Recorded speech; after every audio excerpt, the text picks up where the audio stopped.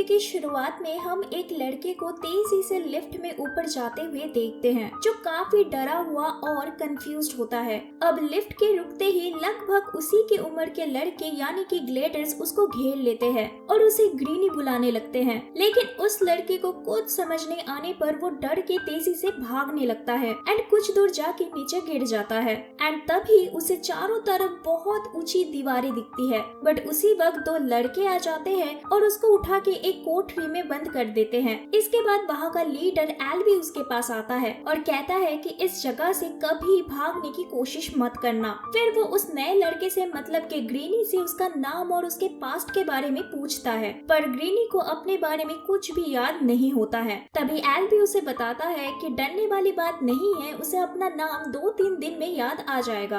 अब ग्रीनी के शांत होने पर एल्वी उसे उस कोठरी से बाहर निकालता है और इस जगह के बारे में बताने लगता है। वो बोलता है कि दीवार की इस तरफ की जगह को ग्लेड बोलते हैं और इधर रहने वाले लोगों को ग्लेडर्स। एल्वी कहता है कि यहीं पर वो लोग रहते हैं, काम करते हैं, अनाज उगाते हैं और यहीं पर सोते हैं एंड जो भी जरूरी सामान की उन्हें जरूरत होती है वो हर महीने उस लिफ्ट से आ जाता है, बट हर बार एक नए लड़के के साथ, जैसे कि इस बार वो आया है। और उन सब की कहानी ग्रीनी की तरह ही सेम है। वो लोग भी ऐसे ही लिफ्ट से ऊपर आए थे, उनको भी अपने पास्ट के बारे में कुछ भी याद नहीं है एंड उन लोगों को भी ये नहीं पता है कि लिफ्ट से सामान कौन भेजता है और वो सब इधर कैद क्यों है। अब ग्लेड में रहने के लिए एल्वी उसे 3 रूल्स बताता है। पहला, अपने हिस्से का काम करना, दूसरा, किसी भी साथी ग्लेडर को चोट नहीं पहुंचाना और तीसरा, उन दीवारों के पार कभी भी नहीं जाना। अब ये सब जानने के बाद चक नाम का एक छोटा लड़का ग्रीनी को उसके सोने की जगह दिखाता है, पर ग्रीनी दीवार के पास जाने लगता है। चक के रोकने पर वो उसे पूछता है कि उन दीवारों के उस पर क्या है। रिप्लाई में चक बताता है कि वो मेज यानी कि भूल भुलैया है जिसमें सिर्फ रनर्स जा सकते हैं। अब तभी ग्रीनी 2 लड़कों को दीवारों के उस पार से अंदर आते हुए देखता है, जिसके कारण वो भी धीरे धीरे दीवार के पास जाने लगता है। बट तभी गैली नाम का एक लड़का आता है और उसे आगे जाने से रोकता है एंड इसी दौरान मेज के अंदर से तेज हवा आती है, जिसके बाद उसकी एंट्रेंस बंद होने लगती है, जिसको देखकर ग्रीनी बिल्कुल शॉक हो जाता है। इसके बाद रात को ग्लेड में पार्टी होती है। तभी न्यूट, जो कि वहाँ का दूसरा लीडर होता है, वो ग्रीनी को बताता है कि मीनू जैसे रनर्स रोज सुबह वहाँ अंदर जाते हैं और यहाँ से बाहर निकलने का रास्ता ढूंढते हैं और फिर रात को गेट बंद होने से पहले वहाँ से वापस आ जाते हैं, क्योंकि अगर वो लोग टाइम से वापस नहीं आ पाए तो उन्हें मेज के अंदर ही रात बितानी होगी। और आज तक कोई भी मेज के अंदर रात को जिंदा नहीं रह पाया है, क्योंकि उधर ग्रीवर नाम के खतरनाक क्रीचर भी होते हैं। बट क्योंकि यहाँ से निकलने का सिर्फ एक ही रास्ता है, जिसके कारण वो लोग 3 साल से मेज के अंदर रास्ता ढूंढने की कोशिश कर रहे हैं, पर अब तक कोई रास्ता उन्हें नहीं मिला है। और ये सब इतना भी इजी नहीं है, क्योंकि हर रात मेज का पैटर्न चेंज होता है। इसके बाद पार्टी में सबके बोलने पर गैली और ग्रीनी प्रैक्टिस फाइट करते हैं, जिसमें गैली उसे नीचे पटक देता है और तभी ग्रीनी को अपना नाम याद आता है और वो खुद का नाम थॉमस बताता है। रात में सोने पर थॉमस को सपने में मेज, डॉक्टर और भी बहुत सारी चीजें दिखाई देती है एंड साथ ही में एक आवाज सुनाई देती है जो कहती है कि विकेट अच्छा है और सब कुछ बदलने वाला है।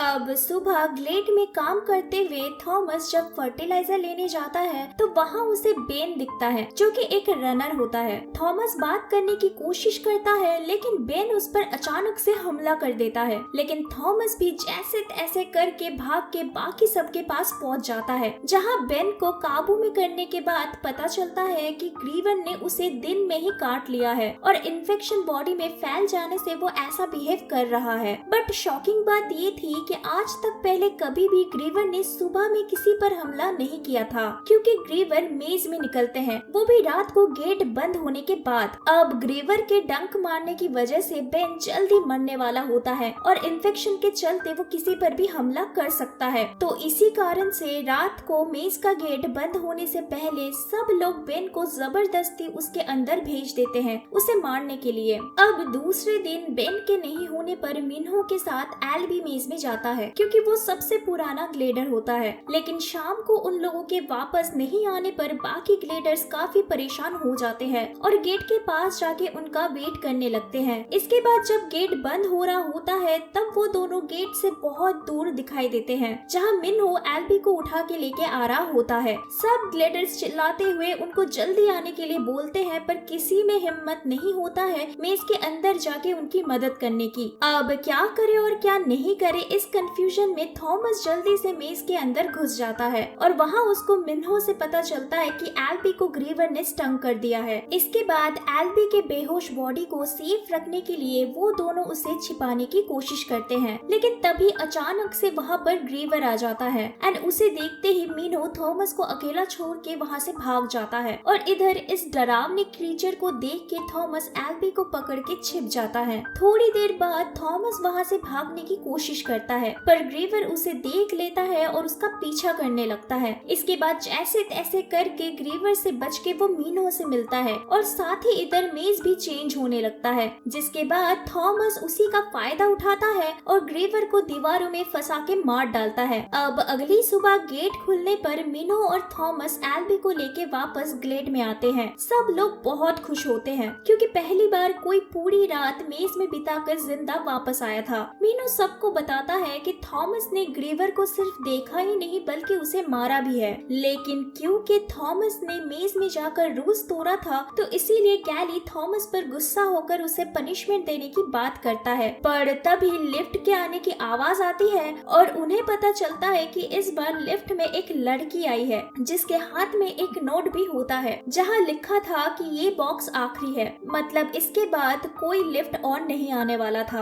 अब यही सब चलते थॉमस मिन्हो से मेज में वापस जाने की बात करता है क्योंकि उसे लग रहा था कि शायद उस मरे हुए ग्रीवर से उन्हें कुछ पता लग सकता है। इसके बाद थॉमस, मिन्हो और 2-3 ग्लेडर्स मिलके मेज में जाते हैं जहां उन्हें उस ग्रीवर के बॉडी में से एक डिवाइस भी मिलता है जिसमें 7 और विकेट लिखा हुआ था। ये विकेट उन्होंने पहले भी लिफ्ट में लिखा हुआ देखा था, तो इससे उन्हें समझ में आता है कि जो लोग लिफ्ट को उनके पास भेजते हैं उन्हीं लोगों ने इस क्रीचर को बनाया है ताकि वो लोग इस मेज से आसानी से बाहर ना जा पाए। अब ग्लेड में लौट के वो लोग उस डिवाइस के बारे में बाकी सबको बताते हैं, लेकिन इधर गैली थॉमस से पूरी तरह नाखुश होता है क्योंकि उसे लगता है कि थॉमस के आने के बाद से सारी प्रॉब्लम्स की शुरुआत हुई है, जिसके कारण वो थॉमस को पनिशमेंट देने के लिए बोलता है। बट न्यूट उसकी बात ना मान के थॉमस को ऑफिशियली रनर घोषित कर देता है। इसके बाद मिन्हो फिर थॉमस को एक सीक्रेट जगह पे लेके जाता है जहाँ उसने अपने 3 साल के एक्सपीरियंस से पूरी मेज का मॉडल बनाया हुआ होता है। मिन्हो थॉमस को बताता है कि इस मेज का टोटल 8 सेक्शन है और ये सेक्शन एक रेगुलर सीक्वेंस को फॉलो करते हुए ओपन और क्लोज होते हैं, जैसे कि ये ग्रीवर 7वें सेक्शन का था।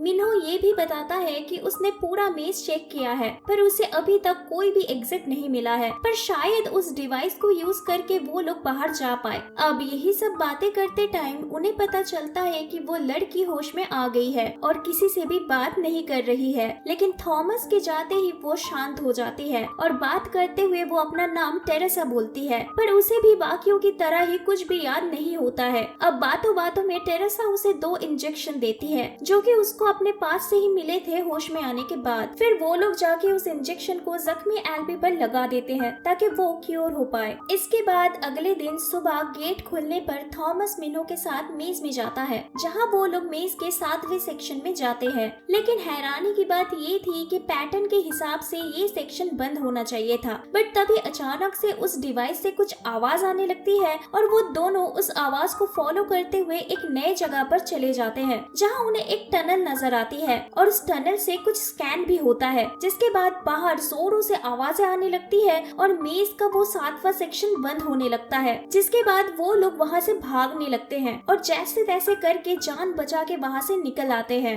अब वापस आके वो लोग देखते हैं कि एल्बी ठीक हो चुका होता है और उसे पहले का सब कुछ याद भी आ गया है। वो बोलता है कि हमेशा से ही थॉमस ये मेज बनाने वालों का फेवरेट रहा है, लेकिन यहाँ पे आके उसने बहुत बड़ी गलती कर दी है। अब वो लोग आगे और बातें कर पाते तभी पता चलता है कि पहली बार रात को मेज का गेट बंद नहीं हो रहा है एंड मुसीबत और बढ़ते हुए बाकी के तीनों गेट भी खुल जाते हैं और देखते ही देखते उन गेट में से बहुत सारे ग्रीवर्स ग्लेड के अंदर आ जाते हैं, जिसके बाद वो ग्रीवर्स सब पे अंधाधुंध हमला करने लगते हैं, जिससे बहुत लोगों की जानें चली जाती है और सब कुछ जलकर तहस नहस हो जाता है। उन क्रीचर्स से बचने के लिए कुछ लोग ग्लेड के काउंसिल हॉल में आ जाते हैं, पर वहाँ भी एक ग्रीवर आके एल्बी को पकड़ लेता है। बट बहुत कोशिश करने के बाद भी थॉमस और उसके साथ ही एल्बी को बचा नहीं पाते हैं और मरते मरते एल्बी थॉमस को बोलता है कि सबको इस मेज से बाहर निकालने के लिए। अब ग्रीवर्स के जाने के बाद गैली थॉमस को दुश्मन बुलाता है, जिससे थॉमस भी सोच में पड़ जाता है और क्योंकि उसे भी काफी टाइम से नींद में फ्लैशबैक आ रहे थे तो सब कुछ याद करने के लिए वो अपने अंदर ग्रीवर का जहर डाल देता है, जिसके बाद टेरेसा उस आखिरी इंजेक्शन से थॉमस को ठीक कर देती है। अब ठीक होने के बाद अगले दिन थॉमस न्यूट, टेरेसा, मिन्हो और चक को उसकी याद आई हुई चीजें बताने लगता है कि कैसे वो और टेरेसा उन लोगों के लिए काम कर रहे थे जिन्होंने ये मेज बनाया है। वो बताता है कि ये सब कुछ एक टेस्ट है और बचपन से ही उन सब पर एक्सपेरिमेंट्स होते आ रहे हैं। अब इधर हम गैली को देखते हैं जिसने ग्लेड का कमांड ले लिया होता है, जिसके बाद ग्लेड में शांति लाने के लिए थॉमस और टेरेसा को गेट के सामने बांधने लगता है ताकि ग्रीवर आए तो उन्हें पहले मार डाले, क्योंकि उसे लग रहा था कि ये सब कुछ थॉमस और टेरेसा की वजह से हो रहा है। लेकिन तभी थॉमस मिनो और न्यूट की मदद से गैली को रोक लेता है और टेरेसा को फ्री करके ग्लेड के बाकी लोगों को भी उनके साथ मेज में चलने के लिए कहता है ताकि वो लोग यहाँ से निकल पाए। अब थॉमस की बातों को सुन के कुछ मेंबर्स उनके साथ चलने के लिए राजी हो जाते हैं, पर बाकी कुछ लोग और गैली उनके साथ आने से मना कर देते हैं। इसके बाद मेज के अंदर आके वो लोग वापस से कल वाली रूट यानी कि 7वें सेक्शन से आगे बढ़ने लगते हैं, बट टनल के सामने आते ही उन्हें एक ग्रीवर दिखता है। वो लोग इस बार पीछे नहीं हटते हैं और बहुत हिम्मत करके उस पर हमला कर देते हैं, लेकिन एक ग्रीवर को नीचे धक्का देने के बाद वहाँ और भी कई सारे ग्रीवर्स आने लगते हैं, जिसके चलते वो लोग फाइट करने लगते हैं और इस फाइट में थॉमस के कुछ साथी भी मारे जाते हैं। इधर टनल का गेट ओपन होते ही आगे जाने के लिए उनको एक कोड चाहिए होता है जो कि उस मेज का पैटर्न होता है, जो कि मिन्हो को अच्छे से पता था। अब सही कोड डालते ही मेज के सारे दरवाजे बंद होने लगते हैं और वो लोग फाइनली ग्रीवर से बच जाते हैं। अब टनल से बाहर आने के बाद उन्हें एक एग्जिट दिखता है और उस दरवाजे को खोलते ही वो लोग एक लैबोरेटरी में आ जाते हैं जहाँ बहुत सारे लोग मरे पड़े हुए थे और ये एक्चुअली मेज के ऑपरेटर्स होते हैं जो इनको सालों से देखते आ रहे थे। इसके बाद थॉमस उसके कंप्यूटर के सामने जाता है जहाँ वो काम करता था और एक बटन दबाता है जिससे एक रिकॉर्डिंग प्ले होने लगती है जहाँ हम डॉक्टर एवा पेज को बात करते हुए देखते हैं जो कि विकेट अका वर्ल्ड कैटास्ट्रोफी किल जोन डिपार्टमेंट की डायरेक्टर होती है। वो उन्हें बताती है कि मेज के बाहर की दुनिया अब इंसानों के लिए जीने के लायक नहीं है, क्योंकि एक मैसिव सोलर फ्लेयर की वजह से सब कुछ अब एक रेगिस्तान में बदल चुका है और इसी सोलर फ्लेयर के कारण फ्लेयर नाम के एक वायरस भी हर जगह फैल चुका है जिसका अभी तक कोई इलाज नहीं है और इसी वायरस का क्योर ढूंढने के लिए उन्होंने ये मेज बनाया था, क्योंकि विकेट वालों को यकीन था कि इन बच्चों के दिमागों को मॉनिटर करके वो लोग इस वायरस के क्योर को ढूंढ पाएंगे। अब जब एवा पेज उनकी बातों को कंटिन्यू कर ही रही होती है कि तभी हम लोग वीडियो में देखते हैं कि उनके पीछे से गन लेके कुछ मिलिट्री लोग अंदर आते हैं और वहाँ पे रहे साइंटिस्टों को मारने लगते हैं। इसके बाद एवा पेज उन लोगों को कॉन्ग्रेचुलेट करती है फर्स्ट टेस्ट को पास करने के लिए, क्योंकि वो लोग सक्सेसफुली मेज के बाहर आ चुके थे और फिर विकेट अच्छा है बोल के खुद को गोली मार देती है। अब इसके बाद बाहर जाने के लिए एक गेट ओपन होता है, बट कोई जा पाता उसके पहले ही गैली वहाँ आ जाता है हाथ में गन लेके और इधर हमें पता चलता है कि गैली को ग्रीवर ने स्टंग कर लिया है। इसके बाद गैली थॉमस को मारने की कोशिश करता है पर सही टाइम पे मिनो उसे मार डालता है,